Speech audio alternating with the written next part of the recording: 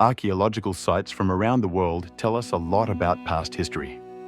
While most sites allow tourists and researchers to enter and explore how our ancestors lived, certain sites are forbidden to outsiders, kicking off with Zerzevan Castle. This is an ancient fortress in southeastern Turkey, built around 2,000 years ago. It was originally used by the Roman Empire and was strategically placed to control the region and protect it from invaders. The site is also significant because it was part of the ancient Roman road network, connecting the empire's eastern territories. However, the most intriguing aspect of Zerzevan Castle is the discovery of a Mithraic temple. Mithraism was an ancient religion practiced by Roman soldiers, and the temple at Zerzevan is one of the best preserved examples of its kind. Inside the temple, archaeologists have found inscriptions and carvings related to the worship of Mithra, a god associated with light and truth. This makes the site particularly special, as there are very few Mithraic temples still intact today. Yet, there is more to this place than just historical interest. For a long time, rumors have surrounded the ruins. Some claim that well-known US families, often mentioned in conspiracy theories, visited the temple and took part in secret rituals. But that is probably just an urban legend. Good luck finding out for yourself though, as access to the site is restricted. Next, we have Los Pinchudos. This is an archaeological site in Peru, known for its ancient tombs.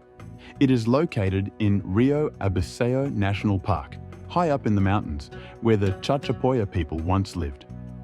Chachapoya may loosely translate to the cloud forest, which makes sense, as they built their tombs in caves high on the cliffs, far above the jungle floor. This location made the tombs difficult to reach, protecting the graves from harsh weather and looters. These tombs, which hold human remains and artifacts, have only been seen by a handful of archaeologists since the site was rediscovered in the 1980s. The area's remoteness is one reason why the site remains so mysterious. Additionally, the government designated Los Pinchudos as a protected area in the 1990s, so it is closed to the public. The area is also home to rare animals, such as the yellow-tailed woolly monkey, providing another reason why the government restricts tourism to prevent disruption. Up next, we have the Haunted Maya Cave. This cave sits near the ancient Maya city of Mayapan in Mexico's Yucatan Peninsula. It's a flooded cenote that many locals avoid and warn outsiders to stay away from. Given its reputation as a haunted cave, you can probably guess why. It has a chilling atmosphere that even some archaeologists hesitate to explore. The cave is filled with bones, some animals, and some humans. The Maya may have used it for ritual purposes, or it might have served as a burial site for certain individuals. But are there really that many bones down there? A recent underwater survey led by archaeologist B.R. Russell uncovered numerous remains scattered across two chambers. Many of the skulls showed signs of intentional deformation, a common practice among the Maya. However, these weren't ordinary burials. The cenote is located near the edge of Mayapan, and experts believe the bones might belong to people who were outcasts, possibly plague victims deliberately kept away from the rest of the population. But there's more than just skeletons here. Legends tell of a monstrous feathered serpent with a horse's head that guards the cenote, adding another layer of mystery to this already eerie site. Next, we have Cactus Hill, an archaeological site in Virginia. It's considered highly important for understanding the early history of humans in North America. Believed to be one of the oldest places where humans lived in the Americas, it dates back over 18,000 years, an incredibly long time ago, during the Ice Age. Archaeologists have found tools and signs of ancient campsites here, showing that people lived in the area long before many researchers originally thought. The site is located in a sandy area, which helped preserve the tools and artifacts. Most of these tools are made of flint, indicating that the people at Cactus Hill were hunter-gatherers who used these tools for hunting and survival. Cactus Hill is off-limits to the public. Only researchers with special permission can dig or study the site. Another site forbidden to outsiders is the National Archives in the United States. This place is home to some of the country's most important historical documents. It holds records such as the US Constitution, the Declaration of Independence, and the Bill of Rights. However, many documents in the archives are not available for public viewing. One of the most famous restricted collections is the JFK assassination files. While some information about President Kennedy's death has been released to the public, many files remain classified to this day. These documents are carefully guarded, and only certain government officials or historians with specific clearance can access them. Files related to the development of nuclear weapons during the Cold War are also tightly controlled. Parts of the archives are closed off to protect sensitive materials, and some documents are too fragile to be handled or displayed. Access to these is granted only to experts trained in preservation techniques. Moving on, we have Niihau, a small, private island off the coast of Hawaii. It's often called the Forbidden Island because it is privately owned by the Robinson family, and visitors are rarely allowed. The few people who live there are mostly native Hawaiians who have resided on the island for generations, following a very traditional lifestyle. The Robinsons are committed to preserving this way of life and have kept the island almost completely off limits. Even scientists and archaeologists struggle to gain permission to explore it. The rich and famous haven't fared any better. Mick Jagger was famously denied access to the island. You won't find any hotels or shops here. Visitors are only allowed by invitation, typically for specific purposes such as research. There's a lot of interest in conducting research here, as the island boasts some incredible features, including ancient Hawaiian petroglyphs. Its isolation has helped preserve these historical sites, and the animals must think it's just paradise. Up next is Castle Guard Cave in Banff National Park, Alberta. This is Canada's longest cave, and it's mostly off limits.